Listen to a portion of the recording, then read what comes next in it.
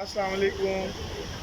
جیسا کہ آپ کو پتہ ہے، یہ چینل میں نے اس لیے بنایا ہے کہ میں جب کبھی بھی کچھ بولنا چاہ رہا ہوتا ہوں تو میں اس چینل پہ آ کے بول لیتا ہوں، تاکہ میں خود بھی سن سکوں کہ میں کیا بات کر رہا ہوں۔ اور تو مجھے نا کافی دن پہلے سے نا ایک واقعہ یاد آ رہا ہے، ایک یادداشت میری نا جو تھی ریفریش ہو رہی تھی، ریمیمورائز کر رہی تھی کچھ پرانی یادوں کو۔ تو مجھے ایک یاد آیا کہ میرا ایک دوست تھا، جاننے والا تھا، اس نے نا مجھے ایک دفعہ، میں آئی تھنک بی کام میں پڑھتا تھا، تو اس نے مجھے کہا کہ اس نے تو عزت سے مجھے کہا کہ آپ کو پتہ ہے کہ ثقلین کسے کہتے ہیں؟ ثقلین کون ہے؟ تو میں نے کہا نہیں، مجھے نہیں پتا۔ تو اس نے کہا ثقلین آسمانوں اور زمین اور اس کے نیچے اور تمام عالم کی وہ مخلوق جو صرف اپنے رب کی عبادت میں مشغول ہے، جب سے ان کی خلق ہوئی ہے وہ صرف اللہ کی عبادت میں ہی ہے، ان کا اور کوئی کام نہیں ہے، نہ کھانا ہے، نہ پینا ہے، نہ سونا ہے، نہ جاگنا ہے، صرف عبادت ہے ان کا کام، ان کو ثقلین کہتے ہیں۔ تو میں نے کہا اچھا۔ تو پھر اس نے مجھے واقعہ بتایا، تو وہ واقعہ میں نے کل پرسوں انٹرنیٹ پہ بھی سرچ کیا اور اس کو تھوڑا ویریفائی بھی کیا۔ تو وہ اس طرح سے تھا، جب خندق کے موقع پر مرحب تھا، یہودیوں کا بہت بڑا تگڑا قسم کا جو ہے نا ایک جنگجو تھا، اس کے سامنے کوئی بھی نہیں ٹکتا تھا، اور اس کے نام سے کانپتے تھے لوگ، جو اس کے ساتھ میدان میں آیا وہ چیر پھاڑ دیتا تھا۔ بڑا ایک سنگ دل قسم کا اور پتھر دل انسان تھا۔ تو خندق کے موقع پہ نا وہ صحابہ کی جماعت تھی، غریب بھی تھے، مسکین بھی تھے، لیکن ایمان کی طاقت سے مالا مال تھے، اور حضور صلی اللہ علیہ وسلم کے سامنے آ کے وہ للکار رہا تھا، ہے کوئی تم میں مرد کوئی ایسا جو میرا مقابلہ کر سکے؟ تو صحابہ کے بھی پیر لڑکھڑانا شروع ہو گئے کہ کیا ہوگا، اس کا کون مقابلہ کرے گا؟ خیر، عبادت کی شہادت کا جذبہ تو سب میں تھا۔ تو حضرت حضور صلی اللہ علیہ وسلم نے نا حضرت علی کو کہا کہ علی مقابلہ کرے گا۔ تو حضرت علی جب گئے نا تو نوجوان تھے، تو حضرت علی کو اس نے کہا کہ بھتیجے تم کہاں آ گئے؟ کیونکہ حضرت علی حضرت ابو طالب کے بیٹے تھے، تو وہ ان کو جانتا تھا۔ تو وہ حضرت علی کو کہتے ہیں بھتیجے تم کہاں آ گئے؟ تو انہوں نے کہا کہ بھتیجا چھوڑو، اس ٹائم میں میدان میں ہوں، تو تم سے درخواست ہے کہ تم ایمان لے آؤ۔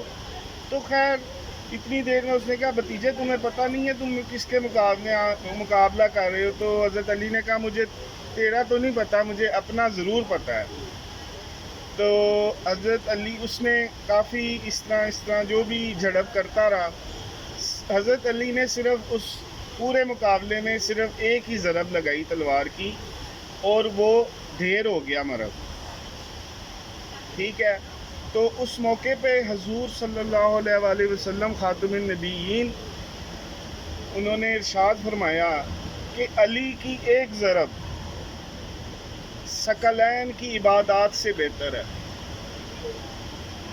تو میں اس چیز کو سوچتے ہوئے آج کل میں کچھ سوچ میرے اندر کہاں سے پیدا ہوئی کہ میں بڑے محققین اور بڑے ریسرچرز اور بڑے کائنڈ آف اسٹوڈنٹس کالڈ لوگ سن رہا ہوں، اور بڑے بڑے علماء اکرام کو بھی میں سن رہا ہوں، جو اب آ کر ہم لوگوں کو قرآن کی واقعات اور ایمان اور وظیفے اور قرآن میں ان کے متعلق ہمیں ایکسپلین کر رہے ہیں۔ تو میں اپنے آپ سے بھی اور آپ سب سے بھی یہ درخواست کرنا چاہتا ہوں کہ قرآن مجید، فرقان حمید کو ہمیں خود پڑھنا ہے۔ یہ بک ہمارے پاس ہے، 30 پارے ہیں، رمضان آنے والا ہے، اس کی صرف تلاوت نہیں کرنی ہے کہ اس کو ختم کر لیا اور مٹھائی بانٹ دی ہے، نہیں۔ آپ ایک صفحہ پڑھیں، بعد ترجمہ پڑھیں، اس میں چند احکامات ہیں جو بڑے کلیئر ہیں، ان میں کوئی وہ نہیں ہے علماء کا کوئی کہتے ہیں نا جی اختلاف ہے، ادھر ہے ادھر ہے، چند احکامات ہیں وہ بڑے کلیئر ہیں، اور ان میں یہ ہے کہ جب جو ایمان والوں کے لیے کیا حکم اللہ تعالیٰ دے رہے ہیں۔ تو آپ یہ قرآن شریف کو ہم اور آپ کو چاہیے کہ ہم اس کو خود با ترجمہ پڑھیں. چاہے رمضان میں نہیں بھی ختم ہوتا نا، 10 صفحے بھی ہم ختم کر لیں نا، ایک پارہ بھی ختم کر لیں، 15 بھی ختم کر لیں، پڑھ لیں، سمجھ لیں. جب تک سمجھ نہ آئے آگے نہ جائیں. اس کو بار بار پڑھیں، اپنے دل میں بٹھائیں، سوچیں، اس کو غور و فکر کریں، پھر آگے چلیں.